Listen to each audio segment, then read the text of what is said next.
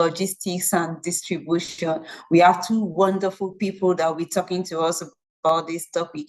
But then let's quickly establish the agenda of the day before we move on to introduce these people. So quickly, we'll be having the welcome, which I've already done introduction about AFC, and then we'll be having the membership drive. We'll have the participants sharing session where you get to be able to tell us your key takeaway for module 4. After that, we'll have the speakers presentation. We have the two speakers for today present their papers, and after which we'll have question and answers, and then we'll have a photo session with them. From there, we'll be doing our poll like we've always done the past weeks. We'll also be doing the unveiling of top scholars, portal walkthrough, and then we'll have the next steps and closing. So quickly introduce yourself. This is what we do every now and then. So if you have been attending the live interactive session, you already know that you have to introduce yourself, tell us your name, your country, and your agribusiness. This is the opportunity you have to network with other like-minded entrepreneurs in the BRACE program. This is an opportunity you have to see what someone else does that you like and you would also want to do, and then you reach out to that person. So quickly, let us know your name, your country, and your agribusiness. Maybe I should start it. My name is Patience Brimo. I am in Nigeria, and I work as a program officer at African Food Changemakers. Tell us how you are feeling. So this is like a step further than just introducing yourself. So how do you feel about the week 4 live interactive session? The fact that you've done all of the other live sessions, especially for people that have been very consistent, you would agree with me that it's been wonderful all along. We had the climate change and agribusiness. We have the adaptation and mitigation strategies in production. We had that of processing, and now we are going to be doing logistics and distribution today. So for me, I don't have the opportunity to put in my emoji, otherwise I would have just put some kind of excitement emoji. So quickly about African Food Changemakers. We believe that small and medium scale enterprises are the lifeblood of the food ecosystem in Africa. These enterprises are driven by visionary, dynamic, and innovative entrepreneurs who operate as primary producers, aggregators, processors, distributors, finance and technology providers, chefs, cooks, consultants, and innovators. We call them change makers. These change makers are faced with the devastating impact of climate change. They are faced with global and local risks and shocks, macro and microeconomic challenges. These entrepreneurs need funding, training, visibility, market linkages, and a community of support to successfully scale their businesses. Through the African Food Changemakers Hub, we enable African entrepreneurs to start and scale resilient and sustainable agribusinesses that will nourish Africa and the world at large. So how we do what we do? It's by community, by data and opportunities, visibility and recognition, then learnings and trainings, just like we are having now. So I want to use this opportunity to invite our membership team at African Food Changemakers to take you through the membership community, where you get to understand the other things you stand to benefit from African Food Changemakers apart from just the BRACE program. So please, I'll call on the membership team to please take over from here. So Nosa or Ibere. Thank you so much, Patience. Thank you. Can you confirm that you can hear me? Yes, please, I can hear you. Oh, good. And welcome to everyone participating in the BRACE program. My name is Nosa Obano, and I am the membership officer at African Food Changemakers. Before I start, I would like to know my audience. I would like to see on the chat box. Let me see those that are chain makers or community members already. So if you're a chain maker, a part of the AFC community, I want you to put in the chat box that I am a chain maker. And if you are just a BRACE participant who is here to become a member, let me also see on the chat box that you are a BRACE participant. Okay, I see a lot of chain makers in the house, and that is good to know. So at AFC, for the non change makers, this is the right time for you to join the community because we are a community focused on scaling and helping our entrepreneurs scale. We are all over 48 African countries, and we have a membership community where entrepreneurs across these 48 African countries liaise with each other and also benefit from a collaborative system where they can engage and interact and also share challenges, share opportunities that can help each of them and scale. So at the what the hub provides is access and strengthening of our entrepreneurs to scale their businesses. We also prepare our businesses to enter new African and global markets. This initiative is implemented through our programs and our events. We also have a referral system where we refer entrepreneurs to funding opportunities, to speaking opportunities, and also to exhibition opportunities where they can showcase their product and their initiative as an entrepreneur in the agri-food space. Like I said earlier, we have an access to a vibrant community where other entrepreneurs can interact and engage. This is on our membership, your designated membership platform, also on our social media channels like the WhatsApp, on Telegram, LinkedIn, and Facebook group. Through our programs, especially the Scaling Export program, we also offer global market linkages for our entrepreneurs on how they can learn on how to export and become export ready in their individual value chain. Then one thing we're also keen on is creating that visibility for entrepreneurs. We help them to enhance their and promote their social media engagement through our initiative and also encouraging our entrepreneurs to also actively engage on social media so that they can showcase their product to a larger audience as well. And we have a designated hub where our entrepreneurs can get opportunities at a first hand. So we have a resource page where entrepreneurs can engage and listen to opportunities on funding, on events, on capacity building, and even trainings that they can leverage for their agribusinesses. I've said I've talked about what opportunities we offer or what benefits it is for entrepreneurs. Now to the audience who are here to become members, I would like to take us through how you can join the AFC community. So if you can move to the next slide. The first step in becoming a part of the community is to always follow our social media handles or know about our community. And the fastest way to know about our community is if you follow us on our social media handle, Instagram, Facebook, LinkedIn, and even on WhatsApp. Also, is if you are familiar with our website, which is www.afchub.org. I believe my colleague have dropped the link in the chat. For the non-members, what you have to do is to click on that website and navigate to the join the community icon. Once you've navigated to the join the community icon, you'll be directed to a registration page where you'll be required to answer some questions about your profile information, your business information, and also your personal information. This will help us to ensure that all the opportunities we are giving to you are streamlined to your choice of or your information that you provided. So we always advise that once you are filling those information, it's important that you fill it with the right and correct information so as to benefit the most from the opportunities we offer. Once you've clicked on once you answer those questions, you have to click on the submit icon so that you can get an automated information that you submitted a registration, which the membership team will review. And the review process takes about 24 to 48 hours.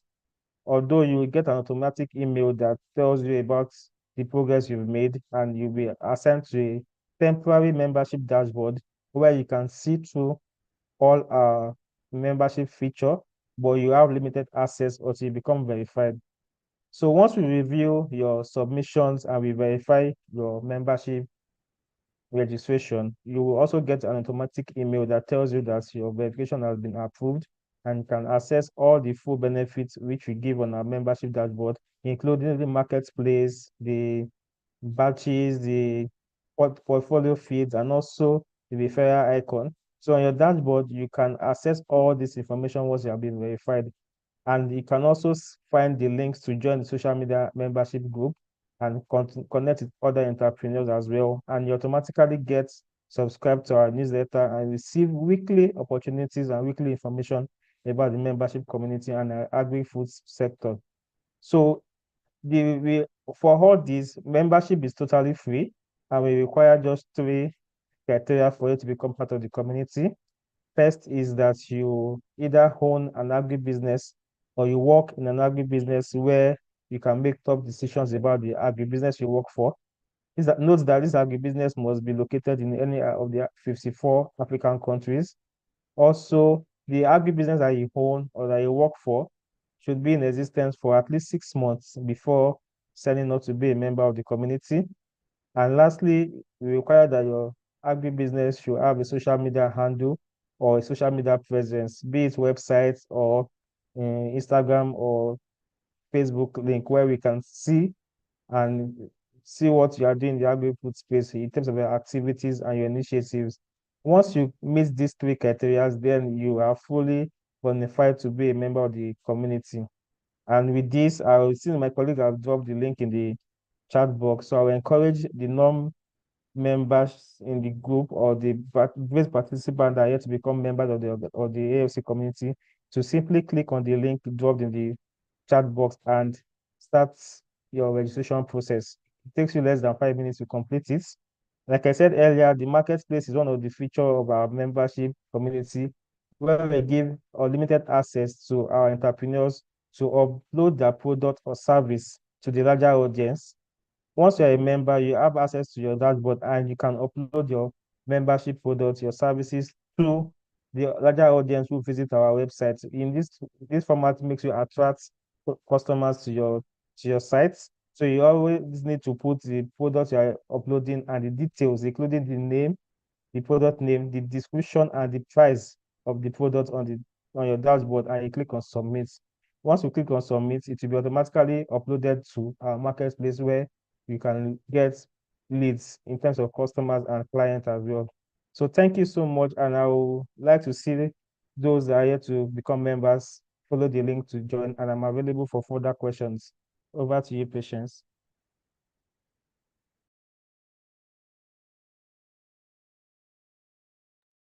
All right.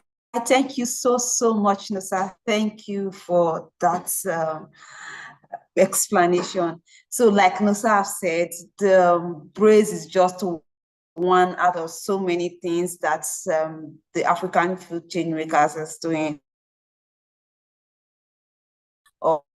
of the African Food Changemakers, not enough to just be a BRAISE fellow, a BRAISE participant, or an alumni.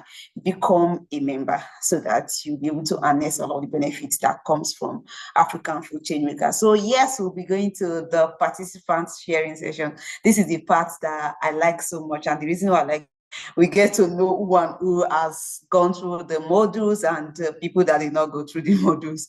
So please, if you would like to share a key takeaway from module 4, kindly raise your hand and then we'll ask you to unmute and share with us. I'm already seeing one hand. Okay, 2 hands. Okay. Yes. Abdullahi Mohammed and Raphael Owens. Okay, we'll just allow these 2 people to share so that we can go to our speaker session. So Abdullahi Mohammed, I'm asking you to unmute and go ahead to speak.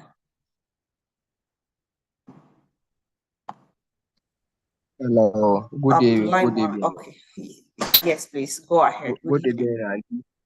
Good evening, everyone. Can hear you, go Hello. ahead. Yes, I can hear me. Yes, we can hear you. For the Yes, Auntie.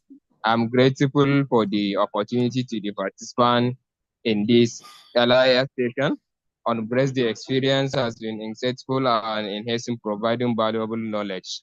And practical understanding. I appreciate the efforts of everyone involved in making this session successful. Thank you for your guidance and support. Thank you. All right, thank you so much. Thank you. And though you didn't share anything from module 4, what that's still fine. Thank you so much for the kind words. Raphael, please go ahead and speak.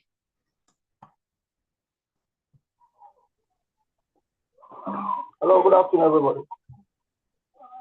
Good afternoon, Raphael. Please go ahead. Very the course I learned about the impact of Raphael, if you are speaking, your voice is very low. We can barely hear you. Can you hear me now? Hi, Raphael. So can you hear me? Okay, it's better. Please go ahead. If you can maintain this tempo, we'll be able to hear you. Please go ahead. Okay.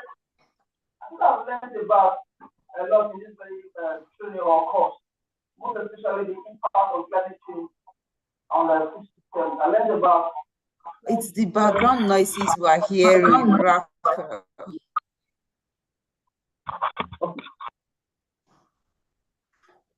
Okay, let's allow Raphael to fix his hand, and Can you hear me now? Abdulhakim Salman, please go ahead. Okay. Abdulhakim, please hold on while Raphael continues. Please go ahead. Yes. 2 Yeah, seconds, I said I've learned please. about this very a lot in this very course, most especially the impact of climate change on food system, because I'm a practical farmer. I learned about food system is a web of food production and process. I learned about the impact that agriculture is the most impacted. Agriculture is most impacted in climate change. I still learned about agroforestry and vertical farming, flooding, the weather, and vulnerability. So I learned a lot, and I appreciate you guys for this because it affects me in my yield last year. It affected me in my produce or production last time. Thank you very much, and I will still learn more from you guys. I appreciate.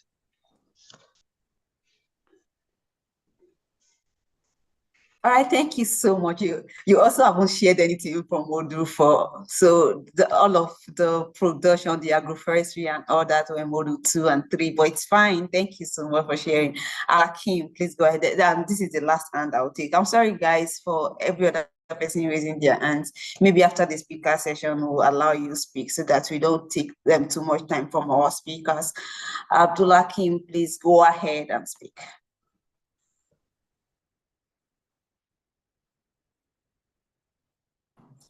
Abdulhakim, if you are speaking, we cannot hear you. Yes, good afternoon. I hope you can hear me. Thank you very much. Let me quickly register my appreciation to AFC Please. and also for the live interactive session.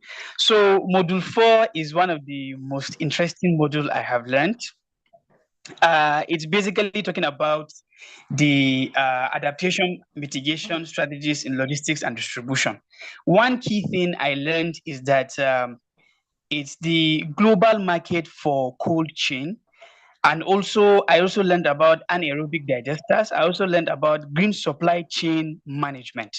And one interesting thing I learned is the huge potential these markets have for trying to deploy mitigation strategies in terms of running supply chains for the agricultural system using solar panels that are embedded on top of trucks, so as to reduce the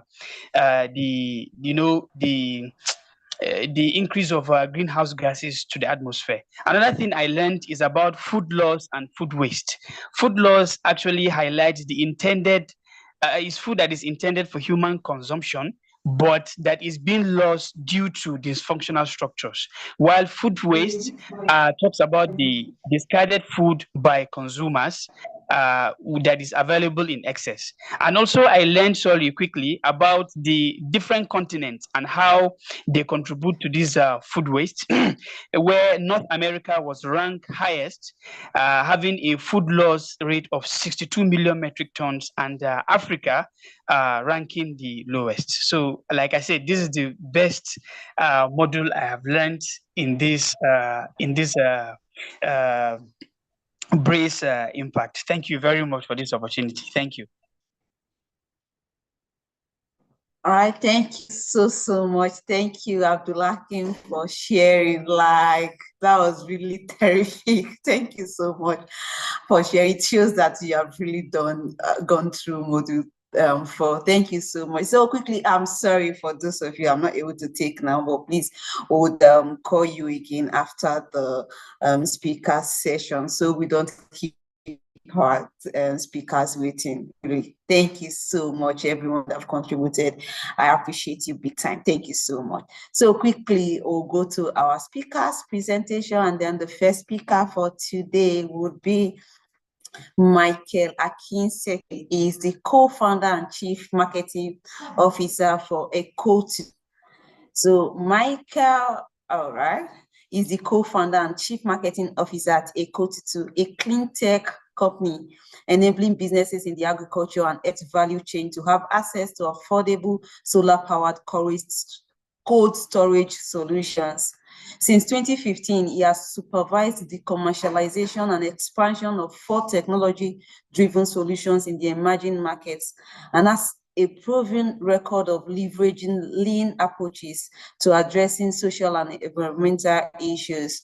Prior to Ecotu, Michael leads the close-knit team of rock stars at Maths Canvas, a full-service digital agency that facilitates access for small and medium-sized digital branding and marketing services such as website design and digital marketing. In 2016, he was an editor of the Young Climate Heroes book that have helped 7,000 plus students, understands the basic of climate change and sustainability using story across Nigeria. Michael holds a Bachelor of Technology in Urban and Regional Planning from the Federal University of Technology, Akure, and a graduate of the Y Combinator Startup School. His efforts have been recognized by local and international organizations, including African Development Bank, Africa versus Virus Top 20 Fellow, Kupesa Entrepreneur, Canva Brands Award, Orange Corners Innovation Fund winner, African Climate KIC Innovator. He is a mighty man of the Cave Adulam Network and recently a 2022 Unleash Fellow. So with a virtual round of applause, let us welcome Michael Akinseki to the podium. Like, I'm sure you're all excited to have such a personality come to talk to you on Module 4, the almighty Module 4 around cold storage and logistics, distribution, and all that. So if you would oblige me, Mr. Michael, sir, I would leave the virtual podium to you. Good afternoon, sir. Good afternoon, Patience. Good afternoon, everybody. Thank you. I'll start my video. So I'll just stop that. sharing so that you can go ahead. Okay. Thank you for that awesome introduction. I was like, are they really reading about me? Right. Good afternoon, everybody. It's such a pleasure to be here. I'll just start by sharing my screen, and then we can get this moving. It's such a... Can you see my screen? Yes, please, I can see. Please let me know if you can see my screen. Awesome. Yes. All right. Thank you once again, Patience, for the introduction. It's a pleasure to be here. I mean, looking at the list, I see that we have over 200, close to 300 participants, and that's huge. It shows that a lot of us are putting in the work to drive the growth of our food systems, and in no time, Nigeria and Africa would be able to, be self-sufficient in terms of food production, as well as the logistics and distribution of it across our value chains, and ensure that we're able to feed our continent and even the world. So thank you for all that you do and everyone that is represented here.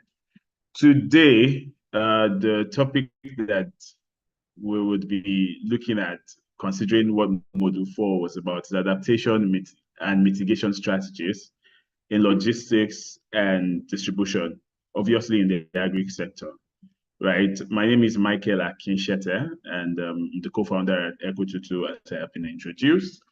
And I am very passionate about solving real problems for real people. And one major way that I try to do that is by ensuring growth within our food system. So let's get right into it. I haven't gone through Module 4, but considering the work that I do with Eco22 and the gaps that we're trying to plug in the value chain, this is one topic that I know that I can do justice to. So come with me. Yeah, this has been done already.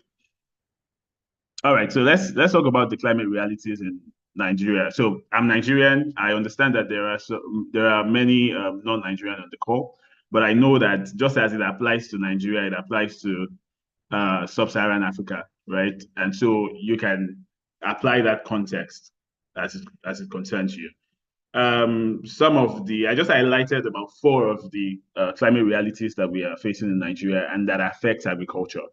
The first one is increased temperatures and heat stress, right? This affects not only production, but even after harvest, especially after harvest, and it's more pronounced for perishables, right? There is the erratic rainfall and flooding, and this affects production seasons, the yield and all of those things. Environmental degradation, also telling on production and oftentimes not allowing farmers to maximize, their efforts and production. And then we have a weather condition or a climate condition that is particular to us here in Africa, and that is harmattan, right? Depending on where you are in Africa, you experience harmattan, especially in sub-Saharan Africa. You experience harmattan towards the end of the year, and whatever production you do at that time, you have to take serious care of guiding against harmattan to ensure that you're able to salvage your produce. Right. I would quickly go through the definitions for adaptation and mitigation so that we know clearly. I know that it must have been done in the module, but just for the sake of repetition, right? Adaptation by definition means anticipating the adverse effect of climate change and taking appropriate action to prevent or minimize the damage they can cause and taking advantage of opportunities that may arise. In this case, the climate change has already occurred, right? The thing that we most fear has occurred. The flood has occurred, the drought is in place, the temperatures are high already and they would affect our crops. So how do we then adapt, right? How do we make the best of the situation that we find ourselves? That's what adaptation is.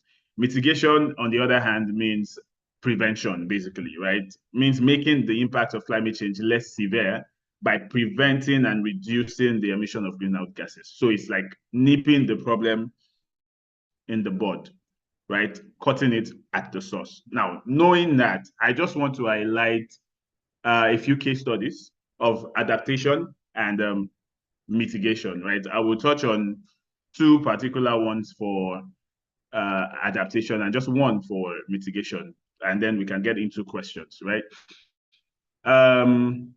One practical example of adaptation would be the case study of Kebbi State, right? Kebbi State is one of the food baskets in Nigeria where rice production is rife, right? And sometime in the past few years, they have experienced serious levels of flooding that has totally affected production of rice and even the incomes of the farmers there, right? Every year, there's always flooding. Now, some of the measures that producers and agribusinesses in that place have now decided to take on is to adapt, is to build their storage systems at elevated levels, such that when they store and flooding occurs, their storage is not flooded, right? Their produce is protected, right? So by installing such structures and ensuring that they are guiding against the flood destroying their produce, they have what's the word? Implemented an adaptation strategy. They have found a way. Oh, we're always having flood every year. Rather than wait for the flood to do damages to us, we would employ strategies that help us to ensure that even when the flooding occurs, we're able to still carry on with our businesses. We're still able to, keep our livelihoods, right? And some of the things that they did, elevated storage, as well as boat transportation. You can see on the screen, right? Rice packed in sacks and being transported, don't mind my language, transported through a flooded area, right? That's one. Some of the impact of that basically is that it reduces their losses, right? The next one, which is closer to home for me, would be cold chain solutions for perishables, right? This is an adaptation strategy. Like I said earlier, we have temperature issues, right? We have, and I'm focusing on the climate issues, right? There are other issues that you can mitigate and adapt against, but this is more for climate and environmental, so I'm focusing on that. You have food waste, food loss, which is the third largest contributor to greenhouse gas emissions, right? How do you then stop food waste from happening? How do you stop food loss from happening? How do you ensure that, the temperatures that are already high, the fact that we do not have reliable power supply, the fact that certain infrastructures are lacking, how do we adapt to these situations, right? Some of that adaptation strategy is what Eco22 has leveraged by leveraging solar-powered power for cooling technologies, right? Store their produce to preserve their produce and extend its shelf life, ensuring that they do not experience post-harvest losses, right? What we do at Eco22 is we build solar-powered cold rooms that you can walk in and store your fruits. You can see fruits in storage right here, right? And then we also provide logistics services, cold logistics services, helping farmers, agribusinesses such as are in this room, to move produce from the farm gate to the market, or even to the final destination, whether it's to a customer or to their processing points, right? Deploying strategies like this help you as a business owner, as an agribusiness owner, to guide against the effects of climate change in your business. The losses that have accrued to you because of high temperatures, because of the perishability of the crop, right? That's its natural state. The losses that would have accrued to you for those reasons, you have implemented an adaptation strategy that helps you to cut those losses, or even stop them, stop you from incurring those losses, basically. Now, other solutions that you can use, that we also have preferred in this case, is the use of proper crating, right? In Nigeria, for example, when products like tomato and stuff are moved, they are usually moved in what we call raffia basket. For those that don't know what raffia is, woven baskets, right? And then stacked overfilled and then stacked upon one another in open trucks, right? Carbon powered trucks, obviously. And then they are moved from the north to the south, right? Sometimes these trucks are on the road for 4 days. Sometimes they experience breakdown. These things are sometimes unforeseen, sometimes due to negligence in terms of maintaining these things. Remember, your produce is already in open air, open to contamination. Then it is also not been properly arranged. It's stacked, it's put in raffia baskets, stacked upon each other, pressed upon each other, and for that reason, before it gets to the markets, for example, food loss occurs. And for example, food loss in Nigeria is up to 45%, right? And most of it happens in transportation. And that is why it is very important to look at the strategies that you can employ in distribution and logistics, because that is where most of the losses occur, right? So the impact that these solutions then have, right, is it reduces post-harvest losses. It ensures increased income for the farmers and the agribusinesses. And then it also ensures that nutritious food is available. And that in turn drives down the cost of food in the market, right? So when we are talking about climate issues and we're talking about environmental issues, it's not just that it affects the environment, right? We have to look at it as in how it affects the social standing of people, of even those who are in the business of food production. We have to look at how it affects the pocket of those in the business and the customers that buy the food. And then we have to look at the health implications as well as the environmental implications. Now, for the last bit that I will talk about is a mitigation strategy that we also have employed at Eco22, and this is more focused on reducing food waste and also cutting down, GHG emissions in the cities, right? And helping also agribusinesses that are more processors to deliver value to their customers, right? For example, in Lagos, you have a lot of traffic, right? Then there are a lot of food vendors that need to deliver food, especially since COVID, right? One of the things that we did, which was at that point, it was an adaptation strategy, but it also ties into mitigation, because when you look at the road congestion that we have in Nigeria, the number of cars on the road, and the fact that transporting and delivering food, maybe you want to deliver a small parcel of food and then you use a car, right? The amount of carbon that you will burn and release into the air just to deliver that one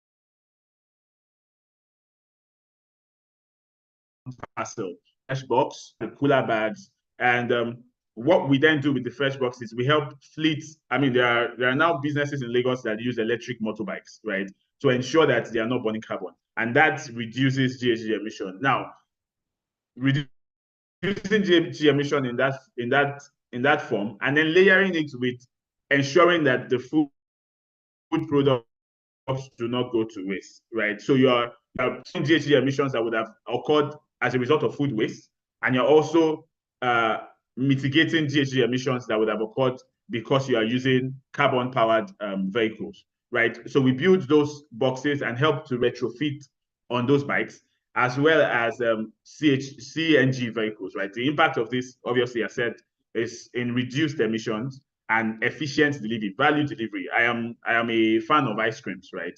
And sometimes when one of the reasons why we developed this solution was from my experience of, I bought a pack of ice cream, and before it got to me, it had melted, and I could not get the value that I needed from it, right?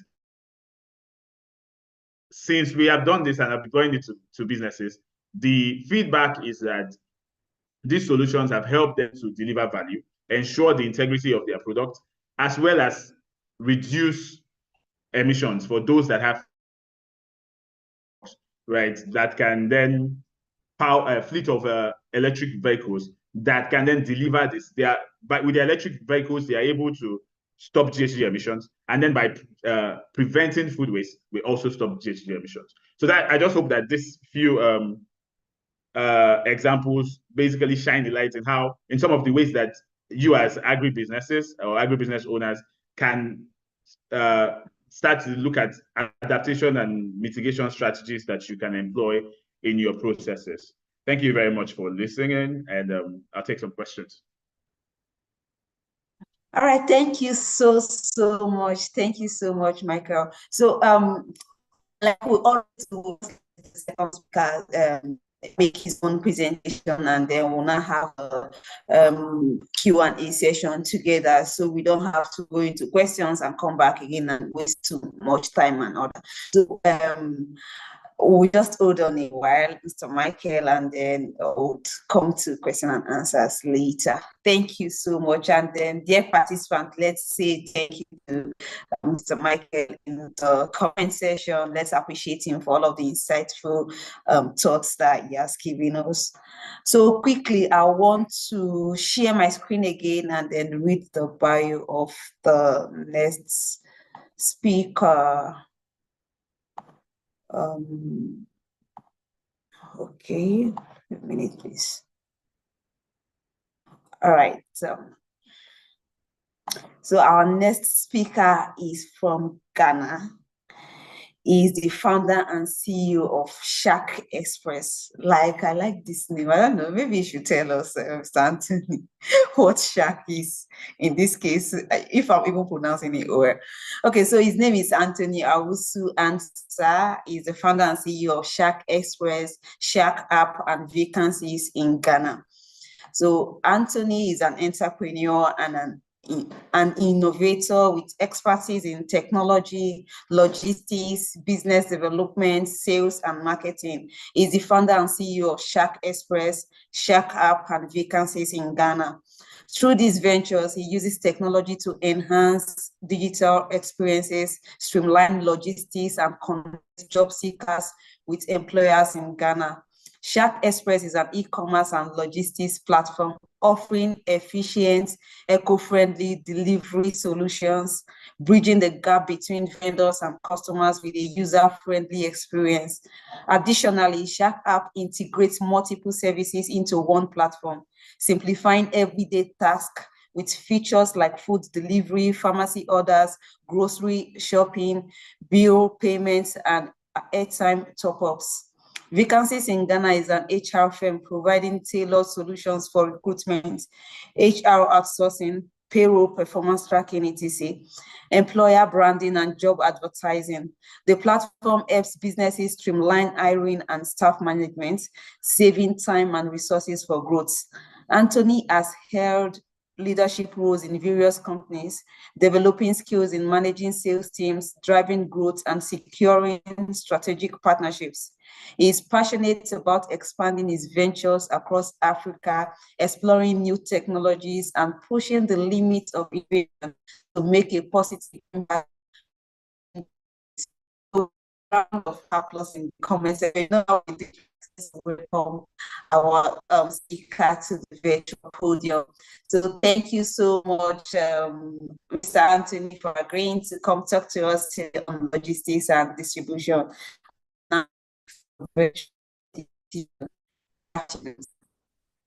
Thank you very much, Patience. Can you hear me? Yes, I can hear you. Please go ahead. You're welcome. Great. I would be happy if you could present, as I do not have it with me at the moment. Is that possible? I don't know if it's my network, but I didn't get that. I'm asking if it's possible to present my slides on my behalf. I don't have it with me now. Oh yes, most definitely I will do that. Okay. Please give me a second.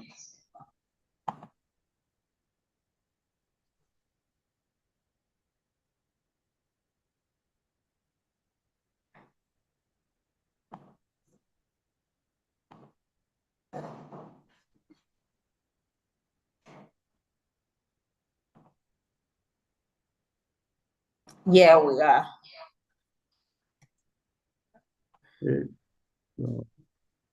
Great.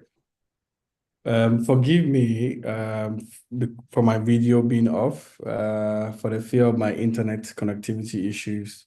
Allow me to speak without the video. Then maybe afterwards I can show myself on the call. All right then. It's fine. Thank you and hello everyone. I'm happy to be here and it's a pleasure to be part of BRICS 2025 cohort. My name is Anthony Uso and I'm the founder and CEO of Shark Express. Shark Express is basically a tech-driven courier and logistics company that's based in Ghana.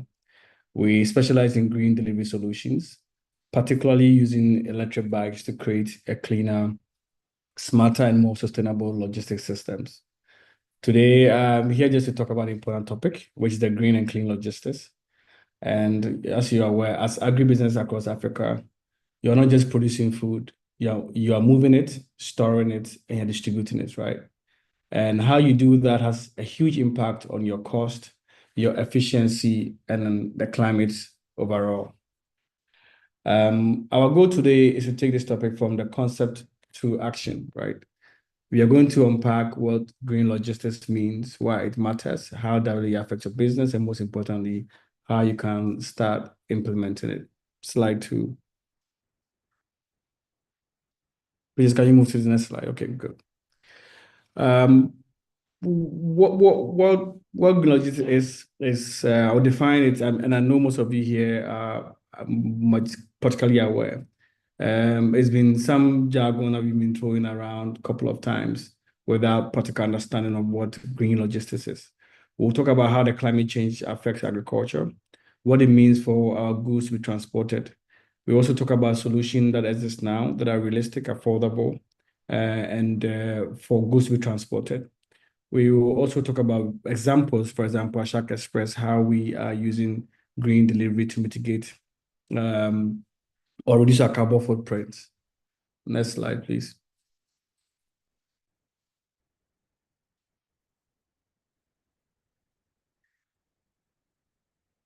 Let's begin with the problem I'm trying to solve, right? So agricultural supply chains are increasingly vulnerable to climate change. We see more floods, like Michael said. We are seeing more drought. We are seeing an unpredictable weather event that have affected how food is grown, harvested, and even delivered. In Ghana currently, we are facing unpredictable weather condition right now, and it's the heat and the rain I don't know what they're doing to us, but it's crazy out here. And a good harvest might be worthless if you can't move your produce to a market reliably and affordably, right? Because then the cost will also, at the long run, impact the price for which you sell it, or even the losses and profits that you make. Traditional logistics, which is very prevalent in many parts of Africa, rely heavily on fuel-powered delivery methods, either motorbikes or trucks. And these vehicles use fuel. And we know how volatile fuel prices have become. It keeps going up. I mean, the difference in fuel every day is also another thing you cannot predict. On top of that, there are methods, these delivery methods also emit carbon into the environment, contributing to climate problems we are trying to solve. Climate change also increases spoilage. Just imagine losing about 20% of your tomatoes because your delivery delayed due to the rain or a broken down motorbike, like Michael said. That's income lost and food wasted. So we all need logistics system that not only is it affordable but efficient, but also resilient and environmentally friendly, where we can be able to move our goods or produce to the market safely. And this is where green logistics comes in here. Next slide.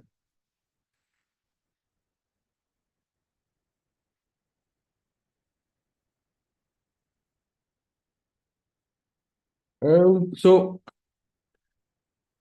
green logistics is about moving goods. I mean, your produce, your goods, in ways that reduces harm to the environment and also economically smart.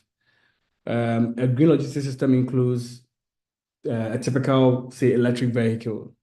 Instead of using fuel-based motorbikes or trucks, electric bikes or electric tricycles can do the job with zero emission.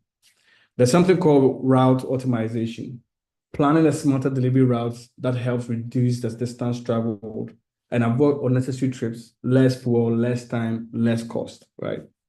Then packaging, reducing or using recyclable packaging to limit waste. So for every bag or box that you use, you can consider using a recyclable package that will not contribute to waste. Then we'll think one point I didn't bring in here is collaboration, sharing transport with nearby producers or using aggregators to fill your vehicles and reduce the amount of trips that you have to make personally. This approach is very practical. It's not only for high-tech or large companies, but small businesses in Ghana, Kenya, or Nigeria can explore these strategies. And when you think about logistics, you don't have to think too far. You don't have to think the traditional way. You think of a cleaner transport, a smarter planning, less weight, and more savings. So collaboration is one of the key things that you need to think of to be able to reduce waste and reduce cost. Next slide.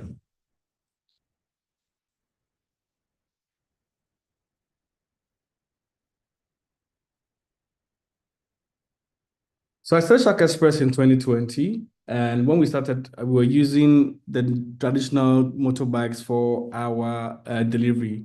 And we noticed that we couldn't rely on the fuel prices that kept increasing. It was unpredictable, right? The maintenance costs for maintaining the fuel bikes are expensive as compared to electric bikes. And then every day we have to spend a lot of money to keep the bikes on the road. In 2021, we decided that we wanted to transition to electric bikes. For the first 3 months, it was tough because these bikes are not easy to acquire. They're quite expensive. and we needed to adjust beyond just finding the money to buy or acquire these bikes, but we also needed a partner who has a proper charging infrastructure that can help us be able to transition to electric bike. But when we did, we were able to cut down our fuel cost drastically for about 20%. We were able to drop our delivery prices for beyond 20%, and we had a stable price. We didn't have to increase the price as and when the fuel price goes up, because the electric swap or the electric charge is stable, the price is stable, and it doesn't cost us so much. Then we realized that we were the first company in Ghana to go green and use green logistics to be able to move packages around in Accra. Today, more than 60% of our fleet runs on clean energy, and we have served more than 22,000 users and more than 800 vendors in Ghana. Next slide.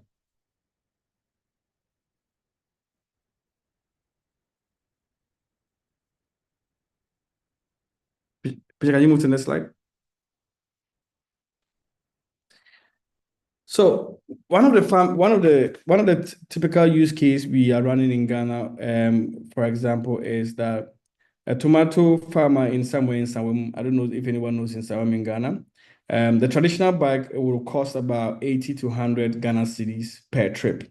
But when you use electric bike, it's going to cost you about 30 to 60 Ghana cedis per trip. You are saving between 50 to 70% on your cost. You're not dependent on fuel. You are reducing spoilage, and it's the same day delivery, right? So the bonus here is you get to save money, you get to emit less. We are able to deliver fresh produce for you easily and directly. But next slide, please.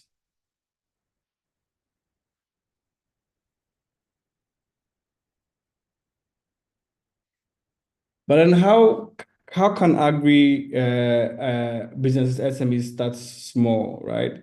You might be wondering, where do I start from? And probably you don't have electric bikes available around you. I will say that I'll mention 4 steps that you can look at to be able to get started, right?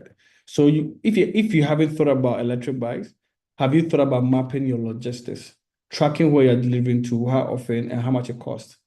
And if you're able to do this, you'll be surprised as to how much you are spending. So the first step you should take is to map your logistics. How often, where, and how much does it cost to deliver it? Once you've been able to do that, identify one test case, choose one product line or one route.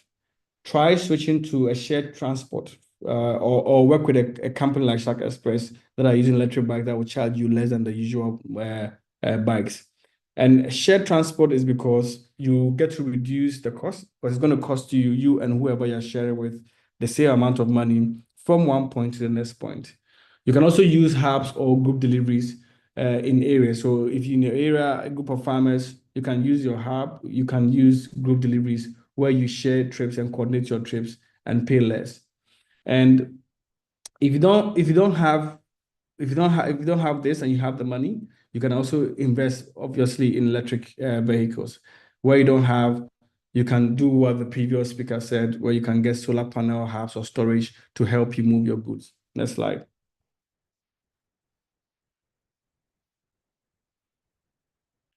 The benefits of green logistics is very simple. You get to save money. Electric bikes don't need fuel. They don't need oil change. They break down less. Maintenance is very cheap.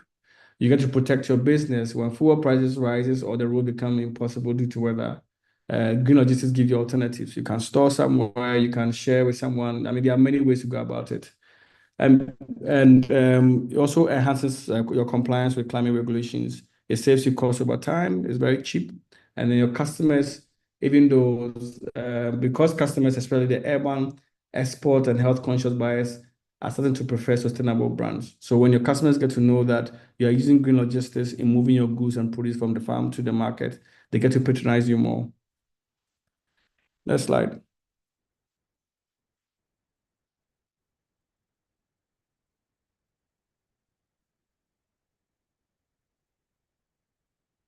Peter, can you move to the next slide?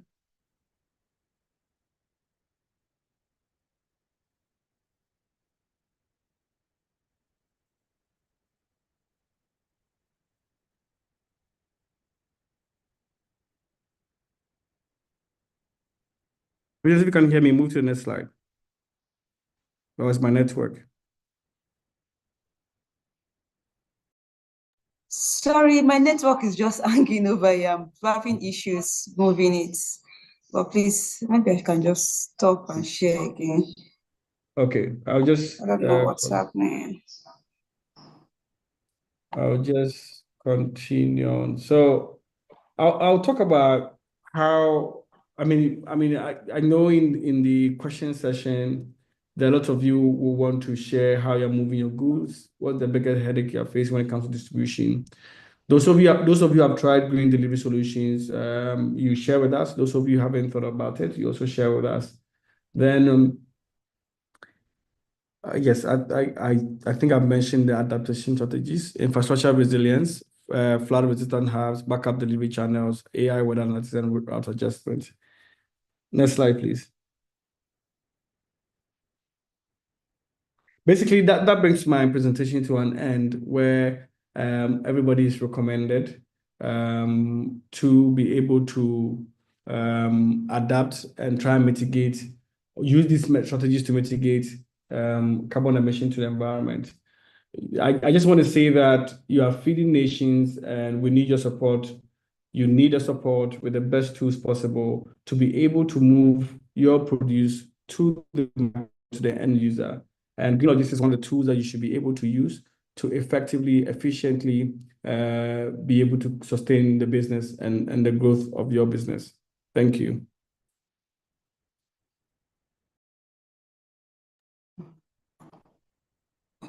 All right, thank you so much, Anthony. Thank you. I was having a very tough time trying to share the slide, but thank you so much for that. And dear participants, let's say thank you to Anthony in the comment section for all of the insights that he has shared regarding green logistics and distribution. So I see that some people are already raising their hands. So quickly, I'll call you if your hands are raised. Please, if you do not raise your hand now, don't raise it later. So let's just count the people that want to ask questions now so that we know how many questions we're having. And also I'll try to read questions from the comment section if there's any. Yes, so just for one. So I have five hands raised. Okay, so I'll start with the first person. I'm sorry if I'm messing up the name, but Abba, please go ahead and unmute. So when you unmute, just speak directly to the speaker, like the particular person you want to ask, if it's the first speaker or the second speaker, so that the person answers the question directly.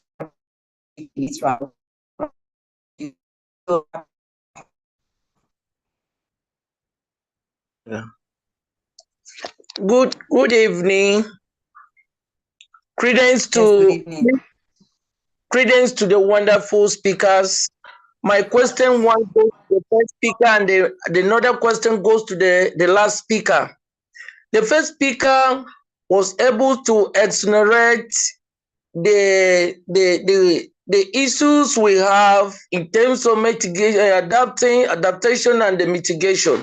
But you see, in the process of doing this, there's a missing link which I want it to be included and should be looked into, which is the monitoring evaluation of this.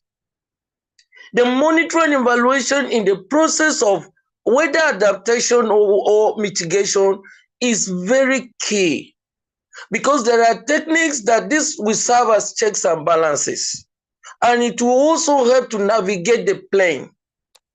That which is very important. Second question, which is going to the last speaker. You see, post-harvest, after all these perishable tomato, other things, actually from the farmer's perspective, because I am from Benue State, and we have a vast production. We do have vast production of tomato, mangoes, oranges, all these perishable things are here. And from the point of, as a farmer, from handling this from your farm to the place of, let's say, market, is a millage. and they trust there is no good roads. We have very deplorable state of roads. And beside that, there is no good package that we can package it. We use all this Russia or this wooden baskets. And sometimes these things are perishable. So at the performance point of view, how can you come to our aid in this scenario?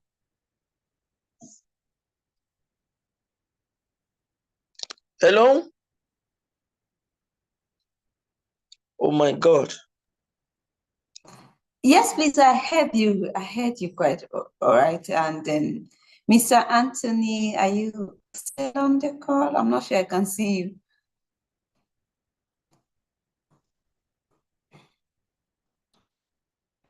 Hi, Patience. I'm still here. Michael is still here. Okay, Mr. Michael, please go ahead. Thank you. Okay, so thank you, Mr. Abba, for that question. So the first one was not a question; it was a submission, and you're very right. Monitoring and evaluation is a very big part of any project, actually, and more so for information about how mitigation and adaptation strategies that have been implemented are faring and how much impact they are having. Because it is in monitoring and evaluating the impacts that you are able to know which strategies you need to scale. Because you would notice that in my presentation, I largely limited the strategies to the ones that I know that have been implemented and that has worked, right? And it is in testing them out and conducting efficient M&E that you are able to then say, oh, this strategy works, so let's scale it. Let's now transfer it to other places where it works. So I think that as much as monitoring and evaluation is an issue, my own perspective would be that even these strategies have not been implemented enough. So there still needs to be a lot of piloting that needs to happen in places like Benue, for example, in places like Plateau State, in places like Kano. Let's even have pilots that we can then monitor and evaluate to see, oh, what impact are they having, and then we can scale. So that speaks to the first submission, and I totally agree with you. If you would please remind me what the second question was, then I can tackle it too.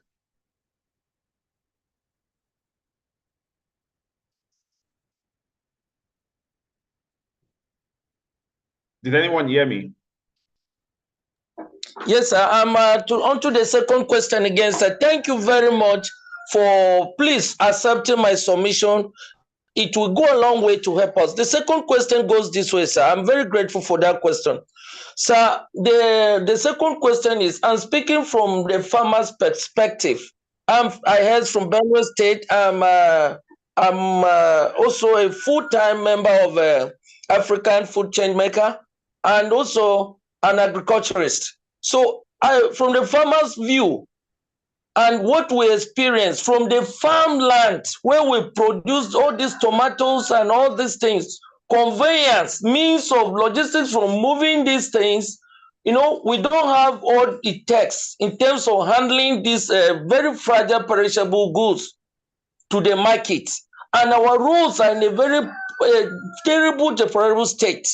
So now, even means of conveyance, sometimes it will take, like, if you go to last year, tomato was only 15 naira a full basket, because no buyers. I'm saying my number I will send to you to verify this, because I've been the chairman of all this organization for the past 10 years now. I know what I go through. So I'm speaking from the point of view, but my question is, sir, the second speaker was able to generate how we can be able to use all these power bikes, electric bikes, motorbikes. From a farmer's perspective, we don't have such amount of money to acquire all these things. So what can he be able to do to mitigate what we have post-harvest losses? We incur all sorts of losses. It's so discouraging and it's an abysmal state. That's where I'm coming from, sir. All right, thank you very much. And I totally share your passion. That's why we started Eco-Tutu in the first place. The goal is to help farmers and agribusinesses like yourself to mitigate and, reduce, if possible, eliminate post-harvest losses. In terms of access, one of the ways that we have been able to bridge that gap is to create what we call a cooling as a service model. Now, offering this solution, access to this solution at a token, where farmers are able to store on a per crate per day basis, right? Even though we have not been able to get into Benue State is on our radar because we understand how important that state is in terms of food production in Nigeria, right? Another strategy to increase access, like you said, farmers don't have a lot of money, and in some ways I disagree with that statement because for as many years we keep saying smallholder farmers don't have money, and a lot of it is because many farmers don't treat farming like a business, right? We still treat it like a way of life. So there is a need to change our mindset and look at this profession that we do, that is our livelihood, as a business rather than, oh, it's just what I do to feed my family. That's one. Secondly, can farmers come together? Like you said, you're the leader of an association. What can your association come together and say, oh, if you are given access to like financial products that help you to own these solutions and that you can service the financing of it over time. These are some of the models that we can explore together to ensure that we are able to provide these solutions to you, because like you rightly said, they are not cheap, right? But they are very effective in ensuring that post-harvest loss that is bedeviling your business is a thing that can be solved, right? I hope that answers your question.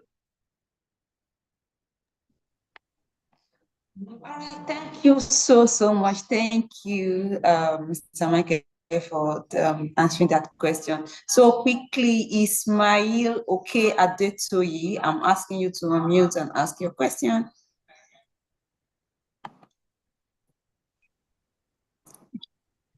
Yes, thank you. Good afternoon. Can we hear me? Yes, please, I can hear you. Okay, thank you very much. I will be direct in my question, and it's to the first presenter. But foremost, I want to first appreciate their presentations. I want to ask a question about affordability and availability of the first solution that you mentioned. For instance, now, myself and very many people, what chased us away from tomatoes? I do take tomato from Katsina to Lagos to sell, but losses just sent us away. You understand? So I now want to ask that this solution that Eco-Tutu is providing, is it available in Katsina State? That's one. Then if it is available, what is the price, like a price range? Okay, you want to take some tomatoes, for instance, from Katsina State to Lagos State. This is how much it will cost. This is the number of crates that you can put in our solution, something like that. Really, thank you very much. Yes, thank you so much, Mr. Ismail, for that question. So currently, in terms of deployment, right, we don't have a cold room in Katsina State. Our footprint, Eco-Tutu's footprint in Nigeria currently covers Lagos, Ogun, Osun, Nasarawa, Abuja, and Edo State, right? States like Katsina, Kano, and the other parts and some parts of the South are on our expansion radar, right? And those will happen in time. But in terms of In terms of accessibility and availability, I have just mentioned the places where they are available at. Accessibility now is, we do that in two models. Either build outrightly for you, right, and provide timely maintenance. In that regard, it would require you to, take up the capex for that deployment. Now that is it's relatively expensive. I like to use the word relatively, right? But what then happens is, so because it is solar powered, after that initial deployment, you don't have to incur the cost of subsequent powering it with fuel or paying for electricity. So, and you get optimum value in terms of salvaging your produce. The other leg of it is we also offer added logistics service, so cold logistics service. For example, the tomato that you want to offtake in Katsina. I mentioned during my presentation that one of the reasons for post-harvest losses, right, is in the ways that we undo produce, especially during transportation, right? And how we then have come to solve that problem is by providing cooling trucks, right? So you can always reach out to me after this call. I mean, patients can be free to share my contact, or you can connect with me on LinkedIn. I'll put it in the chat, right? In terms of, what are the volumes you want to move? From what point to what point? And I'm sure that my team will be happy to help you with that sort of thing. Thank you very much. All right, thank you so much. Thank you. I'll just call the next person, George Cosma. Please unmute and ask.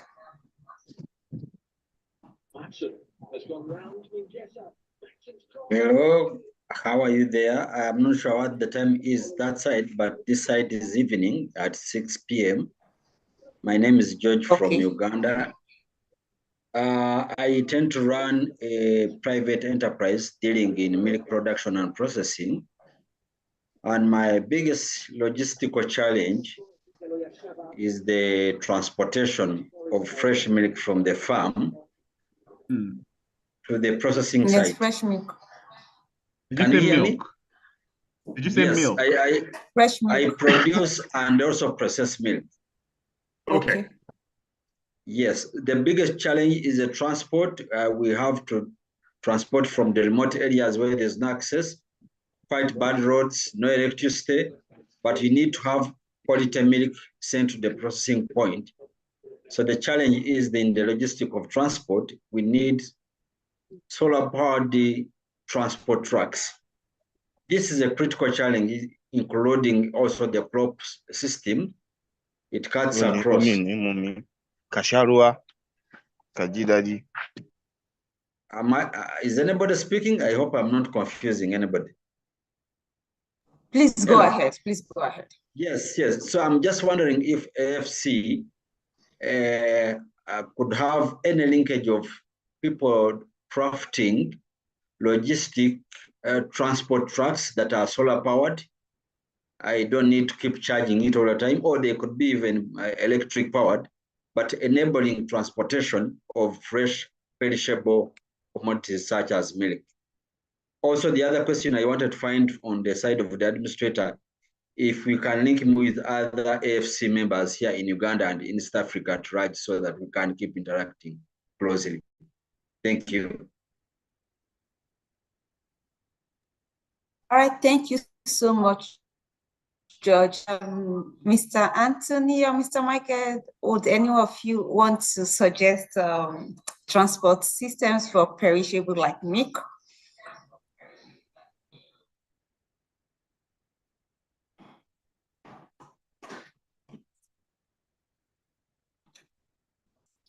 Hi. Okay, so I'm not sure if it's network. I'm not seeing any of our facilitators here. So while we wait for them to reconnect back. So for whether there are other AFC members in Uganda, yes, there are AFC members in Uganda, and then we're going to do so much as to trying to link them with you or with every other person. So we're looking out for ambassadorial system where AFC have representatives and ambassadors all over. And so that will be, I'm sure most of you have seen that call already and have applied to become an ambassador in AFC. So that will be implemented very soon, where you'll be able to talk to the ambassadors of AFC in your country, and then you're able to relate more with them and relate directly with the organization. And then you have like an association where you meet and then you're able to interact with each other within your country, right? So that's actually being put in place. Thank you so much. So for also whether there are links to where you can get transportation systems for perishables like milk and others, we're going to have a list of code systems businesses in our platforms, and then we're going to look for a way to link them with you and see if you exactly what you want from any of what to be sure to do that. You can also send me a message via WhatsApp so that we can follow up with this process together. My name is Pat Brimo in the WhatsApp group. If you're in the WhatsApp group, you'll see it there, and then you can just send me a DM, and I'll be happy to take this further. Thank you so much. So I think Mr. Michael is back on the call. Mr. Michael, are you? I just wanted to be sure that your hands that's raised, Mr. Michael.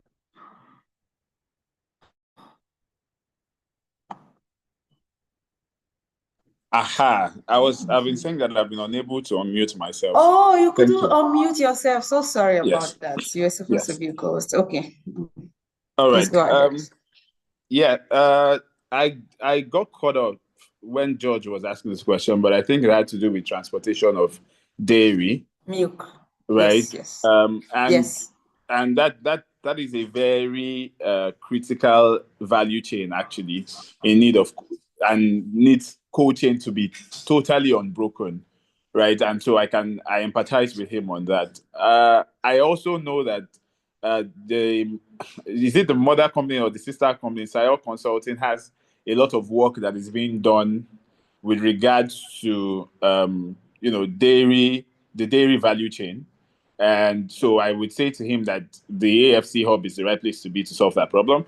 But yes, solutions such as cold logistics and having cold storage deployed along the route, right? Because when you were talking and speaking of the distance from your production point to the processing point, the question in my head is, do you have immediate storage solutions that ensure that your dairy product stays within, like your milk stays within the temperature threshold that it should be at?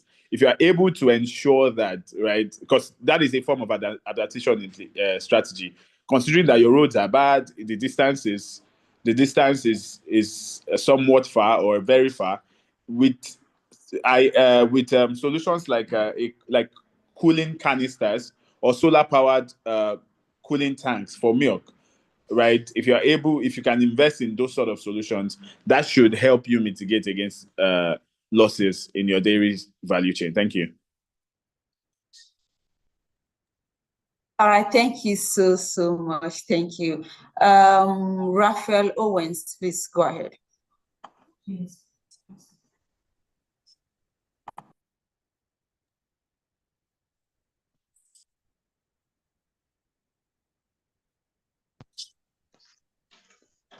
Hello, can you hear me now? Yes, please go ahead. Yeah, good afternoon. I appreciate Africa Food Chain Maker for this very opportunity. Please, I want us to have Africa Food Chain Maker to have a program of advocacy, because it's few of us that can handle data that are in the city, farming the village, that are aware of this climate change and other stuff. I'm looking for how Africa Food Chain Maker can help us to reach out to the hinterland and let them know about this very weather change and others, please. And lastly, if they can use the ambassador they want to create to reach out to those community, it will be a welcome development. Thank you very much. All right, thank you so much for that. And that's actually why we have the ambassadors. So there are system, and then we are training you as a BRACE participant to be able to step down in your local communities and everywhere that you are. It's actually very important to us because we know that it's not everyone that is, that has the technology know-how and is able to do all of the things that we are doing with you in the portal and through other platforms and other channels that we are having. So one of the reasons why we are doing this training is because we know that you are from a local environment, or you're from your communities and others where you're able to easily step down what you have learned in this platform. So thank you so much. But that's actually taken into consideration. We're thinking about it, and that's why we have the ambassador system that's coming up soon.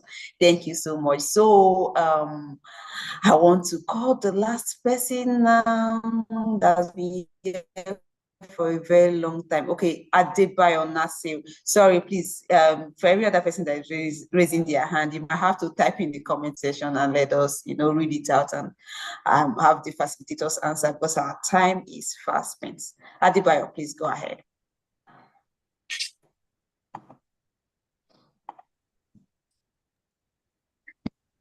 Thank you very much for this opportunity, and I thank the facilitators and the host.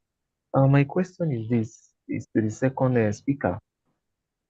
When you talked about your logistics chain in terms of electric bikes and the likes, that the aspect of cost reduction and all that, the pricing has been relatively fixed.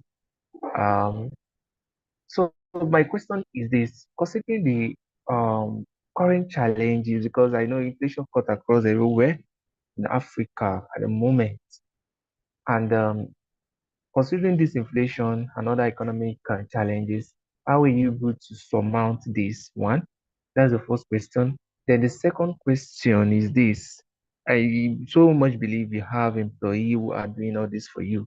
So, and your employees, there's an expectation whereby they want more. How are you able to do it? I'm not trying to delve into your business model, but what I'm trying to ask is this. I don't know if it's based on commission or whatever, but how has it been for you in terms of remuneration for employees in this aspect of your logistic business? I don't know if you understand my question, sir. This All question right, is for thank you so much. I think this is more like a personal question to Anthony, and unfortunately, Anthony has dropped off. I think he's struggling with his network and he's not able to, he's been off and on since his presentation. So he's not even able to answer this question now and all that. And I don't want to call Mr. Michael to answer a question that's very personal as to, how Anthony handles this business. So I think this question can be sent afterwards, and then we can, reach out to Mr. Anthony and get the answer from him and try to send it back to you. I think that's the best we can do too. Yeah, thank you. So, okay, let me call one lady. I think I've seen the lady's name here, Mary Angel Sembei. Please, I'm asking you to.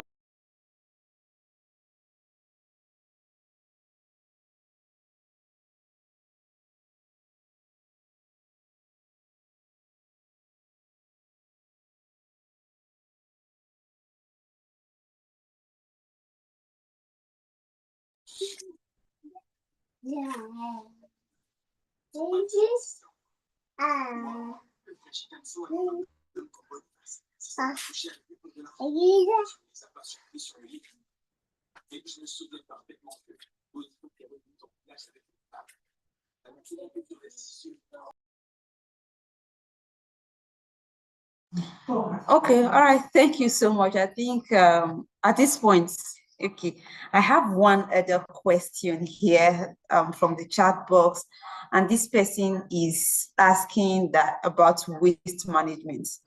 The person said, my question concerns waste management in our provinces.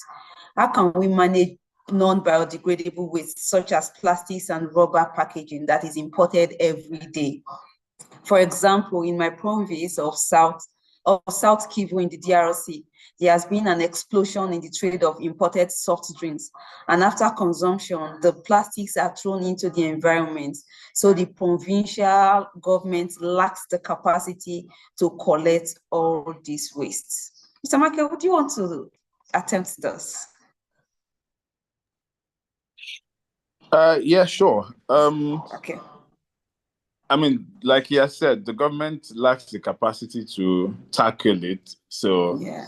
But I am of the opinion that, especially if, I don't know, if democracy is what is being practiced there, then you know that democracy is the government of the people, for the people, by the people, right? So, and I am a very big proponent of change starts with the individual.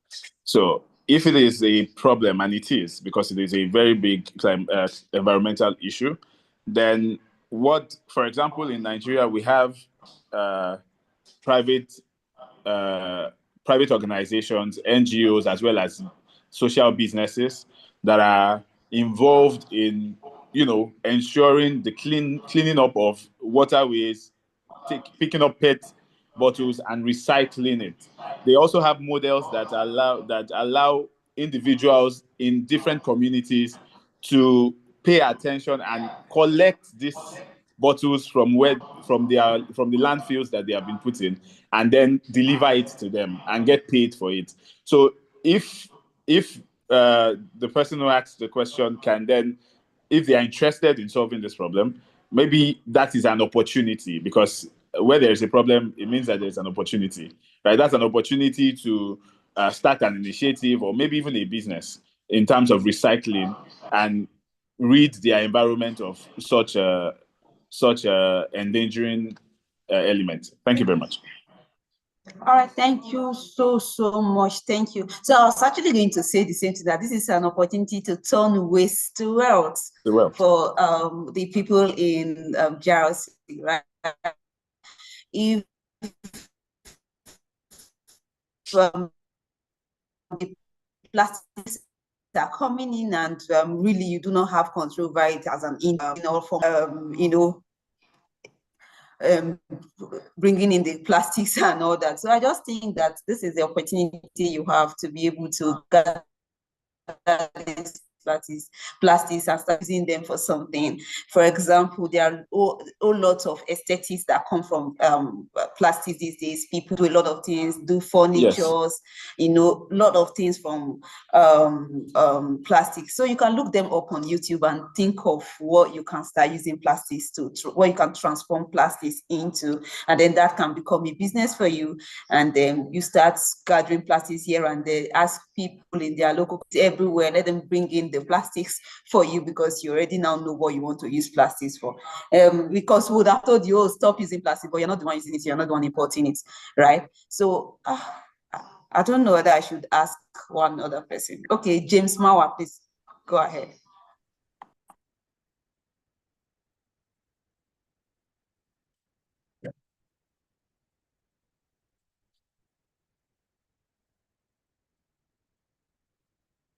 Sit. Yes, hello, can you hear me? Hello.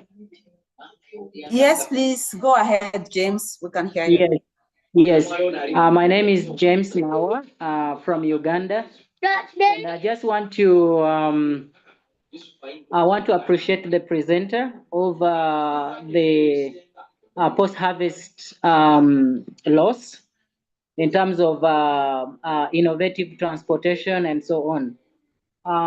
I know the issue of, for example, the fruit transportation, vegetable transportation, and exportation is quite a complex business at the moment, even for us in Uganda. I remember there is one of the people from Uganda that asked, their cool transportation system or cooling transportation system. Yes, of course, in Uganda, it is yet developing. And it's a big challenge because if we are looking at reducing carbon footprint in food value chain, in Uganda specifically, it's a challenge for us because most of our transportation is petrol or diesel based. And the transitioning to electrical cars or solar based cars is a challenge because even the charging plants are not there. And then two, the refrigerated transportation system, they are very expensive and they are not easily affordable to an ordinary farmer. And so I am wondering how best can we improve on even the little that we have in terms of these petrol or diesel engine based transportation systems to make them better until we are able to have the facility for charging and for all these cooling based transportation for fresh food. All right, thank you so much. Mr. Michael, do you want to?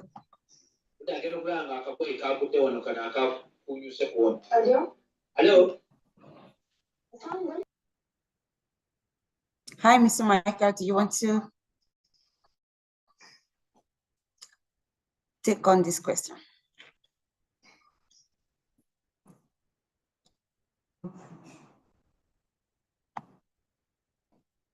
Thank you. I couldn't Oh, you were unmute not able myself. to. Sorry. All right. So I mean, considering the situation that Mr. John just explained, it is tough, but I think that there are certain strategies that we can start to implement, right? Especially if you're dealing with crops and things like that. Now, yes, you may not have electric vehicles, you may not have